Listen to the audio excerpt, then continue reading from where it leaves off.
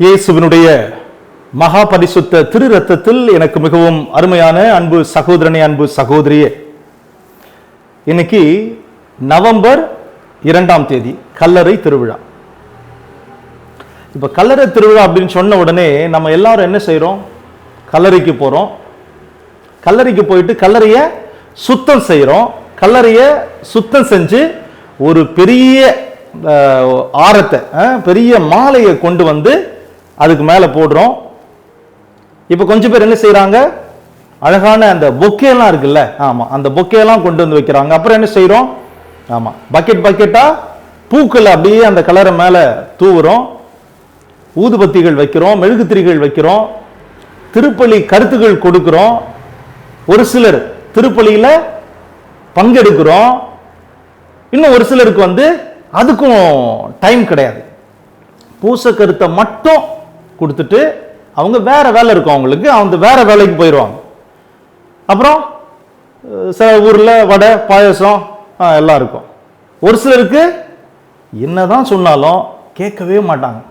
அவங்களுக்கு வந்து அந்த கல்லறையில வெடிச்சாதான் அவங்க சொந்த பந்தங்களோட ஆன்மா சாந்தி அடையும் அப்படின்னு அவங்களுக்கு ஒரு நம்பிக்கை போல. அதனால கண்டிப்பா கல்லறையில வெடிக்க செய்வாங்க. அதுக்கப்புறம் என்ன? அவ்வளவுதான், கல்லறை திருவிழா அதோட முடிஞ்சுது. அடுத்த நாள் ஆஸ் யூஷுவல் என்ன செய்வோம்? அவங்கவுங்க வேலையை பார்த்துட்டு கிளம்பிடுவோம், இல்லையா? அப்படித்தானே? ஆமாவா இல்லையா? ஆமா. ஆனா இதை விட முக்கியமானது என்ன தெரியுமா? நாம மரித்த ஆன்மாக்களுக்காக மனதுருக்கத்தோட ஜெபம் பண்றது. ஏன் தெரியுமா? இந்த மரித்த ஆன்மாக்களுக்கு நம்முடைய ஜெபம் அவசியமாக இருக்கிறது. இந்த ஆன்மாக்களுக்காக நாம மனதுருக்கத்தோட ஜெபிச்சா, திருப்பலியில பங்கெடுத்து திருப்பலி ஒப்பு கொடுத்து மன்றாடினா, உத்தரிக்கிற நிலையில் இருக்கக்கூடிய ஆன்மாக்கள் தூய்மையாக்கப்பட்டு பரலோகத்திற்கு எடுத்துக்கொள்ளப்படுவார்கள். எனவேதான் நம் தாயாம் திரு அவையானது இந்த நாளை நமக்கு கொடுத்திருக்கிறது. எனவே எனக்கு அருமையானவர்களே, நீங்க எல்லாருமே புனித பியோ அவங்களை பத்தி கண்டிப்பா கேள்விப்பட்டிருப்பீங்க, இல்லையா? அவர் வந்து இயேசுனுடைய 5 காய வரம் பெற்றவர். இயேசுவை போலவே அவருக்கு 5 காயம் இருந்துச்சு.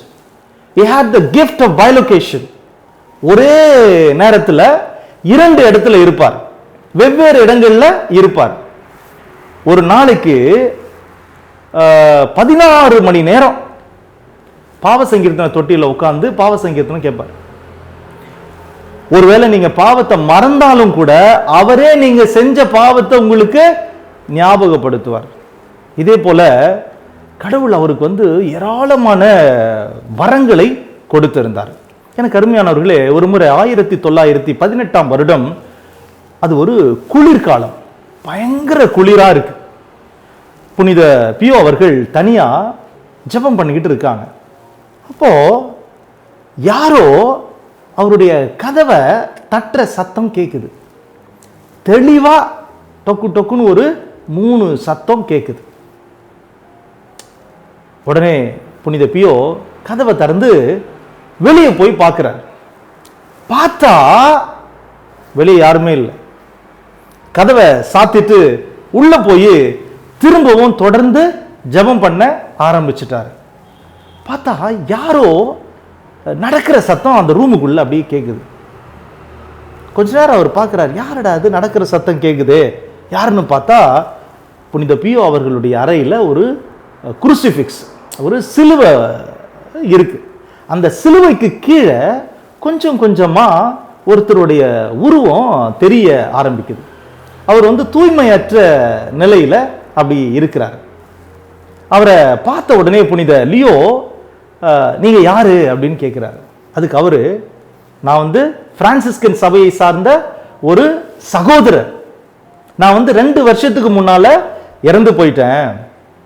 நான் குழு ஜெபத்திற்கு, அதாவது அந்த கம்யூனிட்டியில் இருக்கும்போது குழு ஜெபத்துக்கு முக்கியத்துவம் தராம கம்யூனிட்டி பிரேயருக்கு சொல்லுவாங்கல்ல, கம்யூனிட்டி பிரேயருக்கு நான் வந்து முக்கியத்துவம் தராம பர்சனல் டிவோஷன்ஸ், தனிப்பட்ட பக்தி முயற்சிகளுக்கு மட்டும் முக்கியத்துவம் கொடுத்து என்னுடைய சகோதரர்களோட நான் சேர்ந்து ஜெபிக்கல, சேர்ந்து பயணிக்கல. அதனால நான் இன்னும் தூய்மையாக்கப்படாம பரலோகத்துக்கு போக முடியாம கஷ்டப்பட்டுக்கிட்டு இருக்கிறேன், எனக்காக திருப்பலி ஒப்பு கொடுத்து ஜெபிப்பீங்களா அப்படின்னு கேட்குறார். நான் மற்ற குருக்கள்கிட்டையும் பேசி மற்ற சகோதரர்கள்ட்டையும் பேசி எனக்காக ஜெபிக்க சொல்றதுக்கு முயற்சி செஞ்சேன்.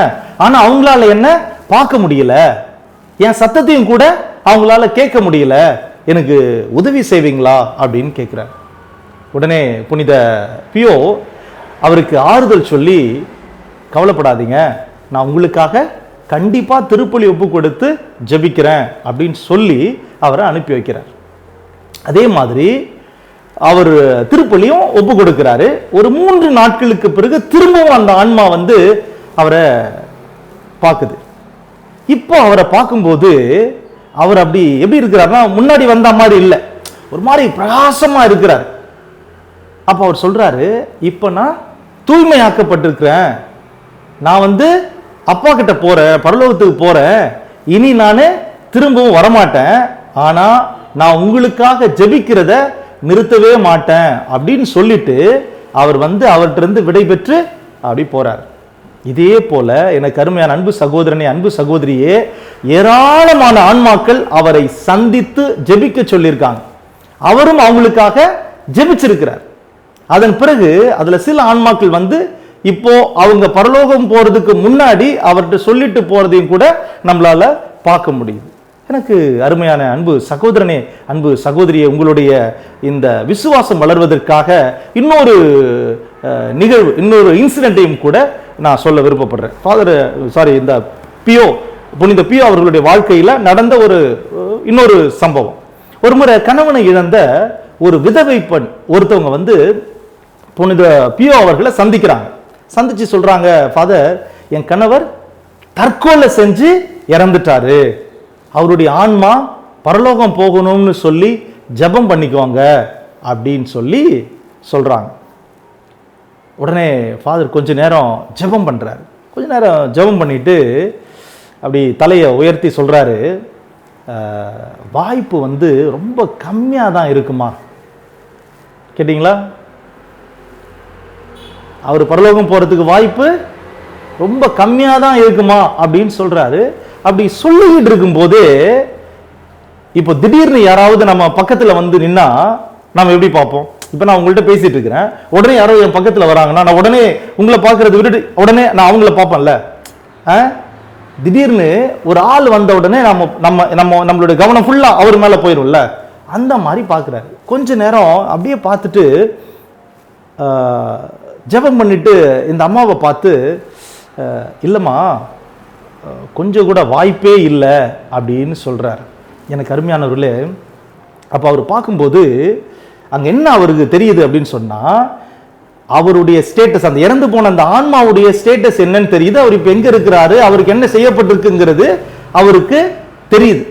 அவருக்கு கடவுள் வெளிப்படுத்துறாரு. அப்ப அதை பார்த்த பிறகு அவர் சொல்றாரு, இல்லம்மா, அந்த ஆன்மாவை நம்மளால எதுவும் செய்ய முடியாது, நீங்க போயிட்டு வாங்க அப்படின்னு சொல்லி அவங்களுக்கு ஆறுதல் சொல்லி அனுப்பி வைக்கிறார். எனக்கு அருமையான அன்பு சகோதரனே, அன்பு சகோதரியே, இது ஒரு நிகழ்வு. சில நேரங்களில் நாம் வந்து பாவம் பண்ணியிருப்போம்.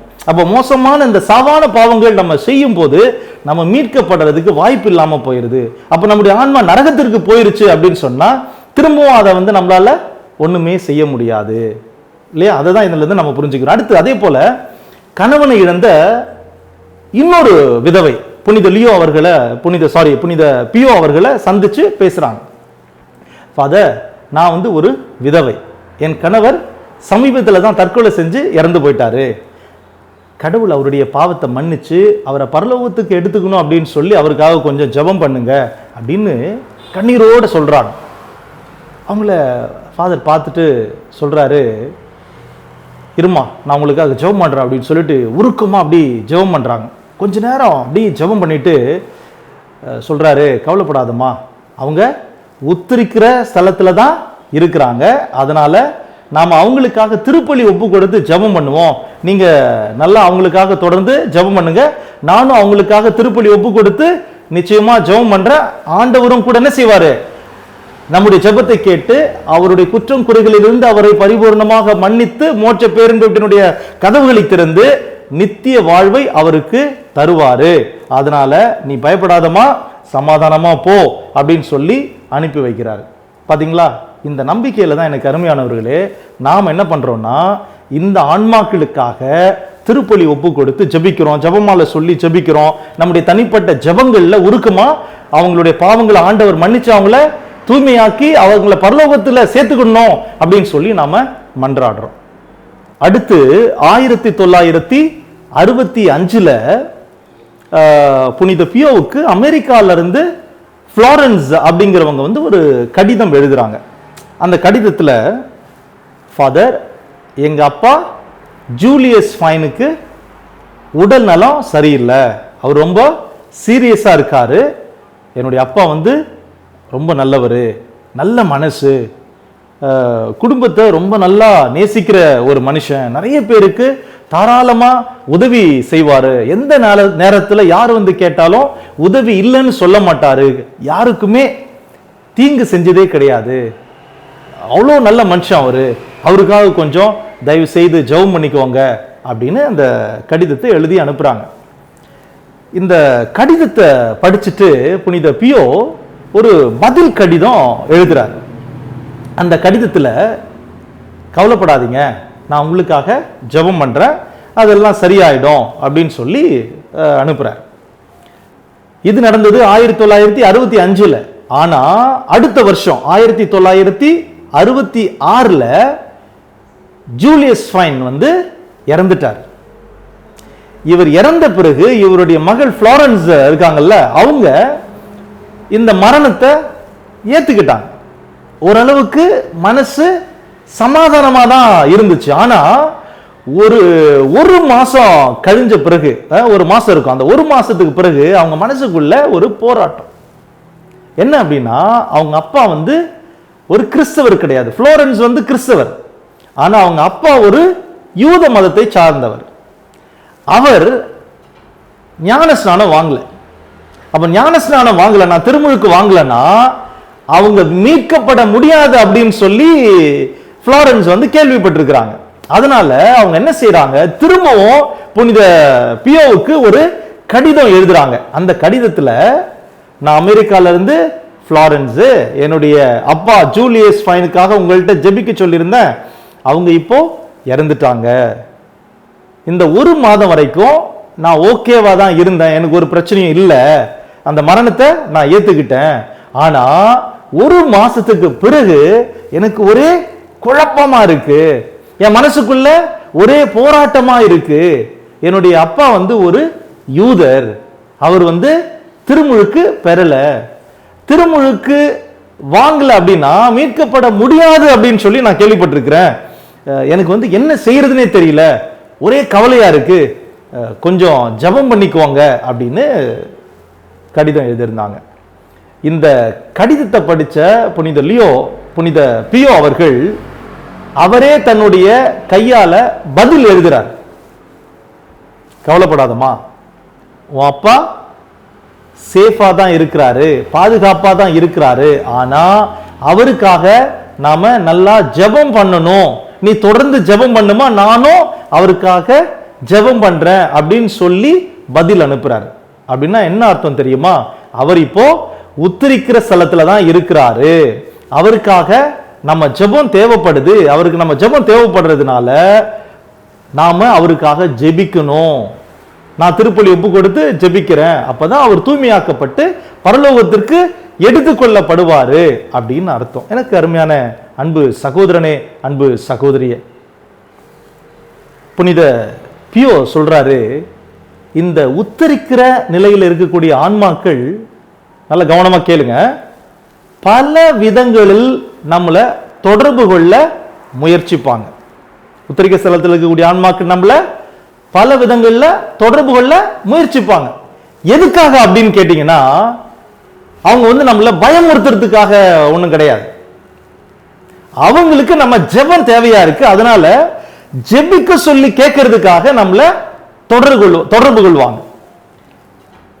யாரு அவங்க மேல ரொம்ப அன்பு வச்சிருக்கிறாங்களோ, கவனிக்கிறீங்களா, யாருக்கு அவங்கள ரொம்ப பிடிக்குமோ, யாரு அவங்கள ரொம்ப நேசிக்கிறாங்க அப்படின்னு அவங்களுக்கு தெரியுதோ, அவங்கள தொடர்பு கொள்ள முயற்சிப்பாங்களாம். ஒருவேளை எப்படி அவங்க தொடர்பு கொள்வாங்கன்னா, ஒருவேளை கனவு மூலமா இருக்கலாம், அல்லது அவங்களுக்கே புரியக்கூடிய விதத்துல நம்ம அவங்கள்ட்ட பேசி பழகி இருப்போம்ல, அப்போ அவங்க யாருங்கிறத நம்ம தெரிஞ்சுக்கிற மாதிரி, அவங்க புரிஞ்சு கொள்ற விதத்துல, நம்மளுக்கு வர்றவங்க யாருன்னு புரிஞ்சு கொள்ளும் விதத்துல அவங்க நம்மள்ட்ட ஏதாவது ஒரு வழியில தொடர்பு கொள்வாங்களாம். நம்ம கூட பேசும்போது நீங்க கவனிச்சிருப்பீங்கல்ல, சிலர்லாம் சொல்லுவாங்கல்ல, எனக்கு அவங்க இறந்த ஒருத்தர் சொல்லுவாங்க, எனக்கு அவங்க கனவுல வந்தாங்க, எனக்கு என்னன்னு தெரியல, ஒரே அவங்க ஞாபகமாவே இருக்கு. யாராவது இறந்திருந்தாங்கன்னா அவங்கள சொல்லுவாங்க, அவங்க ஞாபகமாவே இருக்கு, என்னன்னே தெரியல, அவங்க உயிரோடு இருக்கிற மாதிரியே எனக்கு தெரியுது. ஒரு சிலர் சொல்லுவாங்க, திடீர்னு மனசுக்கு நல்லதா இருப்பாங்க, அவங்களுக்கு உடம்புல எந்த பிரச்சனையும் இருக்காது, ஆனா கூட என்ன சொல்லுவாங்க அப்படின்னு சொன்னா, ஒரு மாதிரி திடீர்னு துக்கமாயிடுவாங்க, மனசுக்கு ஒரு மாதிரி துக்கமா இருக்கு. ஆனா அந்த மாதிரி துக்கமா இருக்கிற நேரத்தில் அவங்களுக்கு ஞாபகம் வந்துடும், யாரு இறந்து யாரோ ஒருத்தர் அவங்க குடும்பத்தில் மறிச்சிருக்கிற யாரோ ஒருத்தருடைய அப்படி ஞாபகம் வரும். இப்பெல்லாம் அவங்க போட்டோ எனக்கு தெரிஞ்சுக்கிட்டே இருக்கு அப்படின்னு சொல்லுவாங்க இல்லையா. இது போன்ற உணர்வுகள் வர்றதை நிறைய பேர் நம்மள்ட்ட சொல்லி இருக்கிறாங்க. இப்போ இந்த மாதிரி உணர்வுகள் வரும்போது நம்ம என்ன சொல்லுவோம், சாதாரணமா எல்லாரும் சொல்லுவாங்க, அவங்களுக்காக ஜெபம் பண்ணிக்குவாங்க அப்படின்னு சொல்லுவாங்க. சிலர் என்ன சொல்லுவாங்க, அவங்க பேர்ல ஏதாவது ஏழைகளுக்கு ஏதாவது செய்யுங்க அப்படின்லாம் சொல்லுவாங்கல்ல. ஒரு சிலர் என்ன செய்வாங்க, இது ஒரு கனவுபா, ஒருவேளை நான் தான் இதை ரொம்ப யோசிக்கிறேன் போல அப்படின்னு சொல்லி அதை ஈஸியா அசால்ட்டா விட்டுருவாங்க, அதை கடந்து போவாங்க. ஆனா இந்த மாதிரி உணர்வுகள் வரும்போது அவைகளை அப்படியே கேர்லெஸ்ஸா கடந்து போகக்கூடாது. அப்படின்னா என்ன அர்த்தம்னா, அவங்களுக்கு நம்முடைய ஜெபம் தேவைப்படுது, அதனால நம்மள அவங்க தொடர்பு கொள்ள முயற்சிக்கிறாங்க அப்படிங்கிற ஒரு விஷயத்தை நாம தெளிவா புரிஞ்சுக்கிறோம். புரிஞ்சுக்கிட்டு அவங்களுக்காக திருப்பலிகள் ஒப்பு கொடுத்து ஜெபம் பண்ணணும் அப்படின்னு நான் சொல்லல, புனித பியோ அவர்கள் சொல்லுகிறார்கள். எனக்கு அருமையானவர்களே, தயவு செஞ்சு கொஞ்சம் யோசிச்சு பார்ப்போம், மனசை தொட்டு சொல்லுங்களேன், எத்தனை பேர் உண்மையாலுமே மனதுருக்கத்தோட இன்னைக்கு இறந்த ஆன்மாக்களுக்காக ஜெபம் பண்றோம்?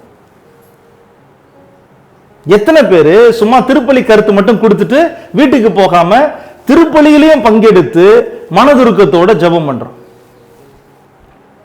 கொஞ்சம் யோசிச்சு பாருங்க. இன்னைக்கு கல்லறைகள் எல்லாமே காட்சி பொருளா மாறிட்டு, முன்னாடி எல்லாம் வீடுதான் அடுக்கடுக்கா கட்டுவாங்க, இப்ப எல்லாம் கல்லறையை கூட அடுக்கடுக்கா கட்ட ஆரம்பிச்சுட்டாங்க.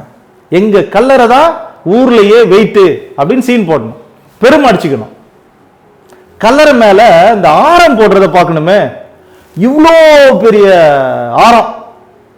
சிலர்லாம் பூக்கள் அப்படியே பக்கெட் பக்கெட்டா கொண்டு கொட்டுவாங்க, கல்லறையே தெரியாது.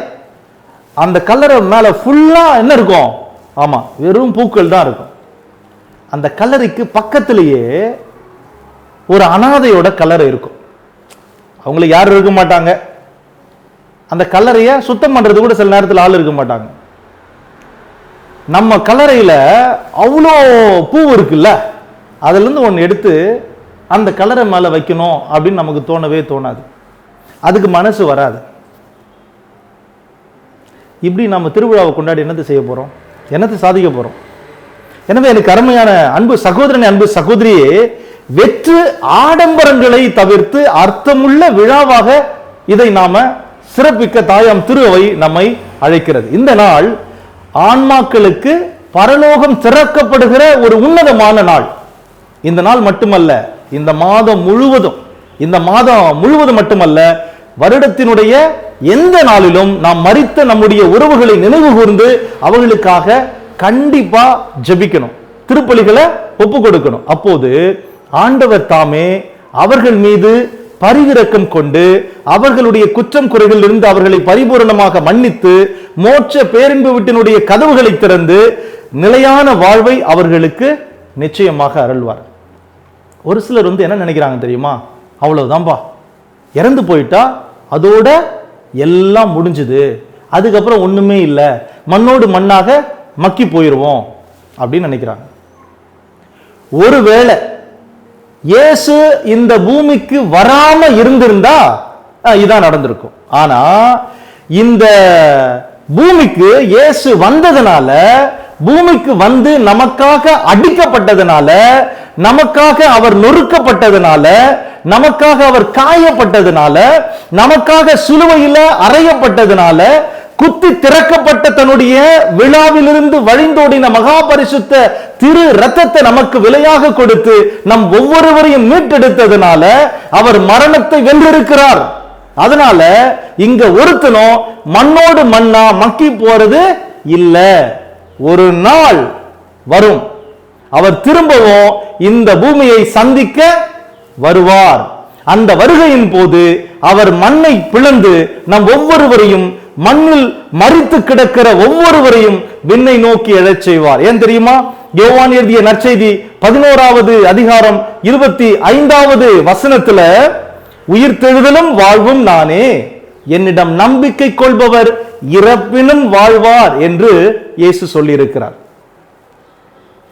சொன்னது மட்டும் இல்ல, தானே மரித்து 3ஆம் நாள் மண்ணை பிளந்து கொண்டு விண்ணை நோக்கி எழுந்தார். மட்டுமல்ல, மரித்த தன் நண்பன் லாசரை அவர் உயிரோடு கூட எழுப்பினார். அதே போல மரித்த யாயிருடைய மகளை அவர் உயிரோடு கூட எழுப்பினார். மரித்த நயன்ஊர் விதவையினுடைய மகனையும் கூட அவர் உயிரோடு கூட எழுப்பினார். அதே போல அதே நம்பிக்கையில் இருக்கிற நம்மையும் அவர் நிச்சயமாக உயிர்த்தெழச் செய்வார். யோவான் 11:26 உயிரோடு இருக்கும் போது என்னிடம் நம்பிக்கை கொள்ளும் எவரும் என்றுமே சாக மாட்டார் என்றும் அவர் சொல்லி இருக்கிறார். என்ன அப்படின்னா என்ன அர்த்தம்? நாம் மரிப்பதனால் வாழ்வு மாறுபடுகிறதே அன்றி அழிக்கப்படுவதில்லை. இந்த மன்னக வாழ்வின் உறைவிடம் அழிந்ததும் விண்ணகத்தில் நிலையான வீடு நமக்காக ஆயத்தமாய் இருக்கிறது. இந்த நம்பிக்கையில் மரித்து அடக்கம் செய்யப்பட்டிருக்கிற நம் அன்பு உறவுகளை இன்றைக்கு நாம் நினைவு கூர்ந்து மனதார அவர்களுக்காக ஜெபிக்க கடமைப்பட்டிருக்கிறோம். திருப்பலியில முழுமையாக பங்கெடுத்து அவர்களுடைய ஆன்மா நித்திய இளைப்பாற்றி அடைய அவர்களுக்காக ஒப்பு கொடுத்து மன்றாட நாம் கடமைப்பட்டிருக்கிறோம். நாமும் நம்முடைய வாழ்க்கையை சற்று அலசி பார்த்து மன மாற்றத்திற்கு நம்மை உட்படுத்தி நாம் வாழுகிற இந்த பூமி நிலையானது அல்ல. நம்முடைய தாய் நாடு விண்ணகம் என்கிறதை நாம் உணர்ந்து ஒரு நாள் நாம் விண்ணகத்திற்கு செல்ல வேண்டும் என்கிறதை உள்ளத்தின் ஆழத்தில் உணர்ந்து நம்மை நாமே தகுதியாக்கி கொள்ளும் பொருட்டு இறைவனுடைய சித்தத்திற்கு ஏற்ப நம் வாழ்வை நாம் அமைத்துக் கொள்ள வேண்டும். ஒருவரை ஒருவர் மனதார மன்னித்து, ஈகோக்கெல்லாம் இடம் கொடுக்காம, ஒருத்தவங்களுடைய தவறு அப்படியே பெருசுபடுத்தாம நாம் வாழக்கூடிய இந்த நாட்களிலேயே பாசத்தோடும் அன்போடும் ஒருவரை ஒருவர் ஏற்று நாம் என்ன சொல்றது, எல்லா சூழ்நிலைகளிலும் அவர்களோடு உடனிருந்து அவர்களுக்கு நம்முடைய அன்பை கொடுத்து கடவுள் விரும்புகிறபடியான ஒரு வாழ்க்கையை நாம் வாழ்வோம் என்று சொன்னால் நிச்சயம் நாம் மரித்தாலும் ஆண்டவர் இயேசு கிறிஸ்து மண்ணை பிளந்து நம்மை உயிர்த்தெழச் செய்து விண்ணகத்தில் தன்னோடு சேர்த்துக் கொள்வார். ஆமென்.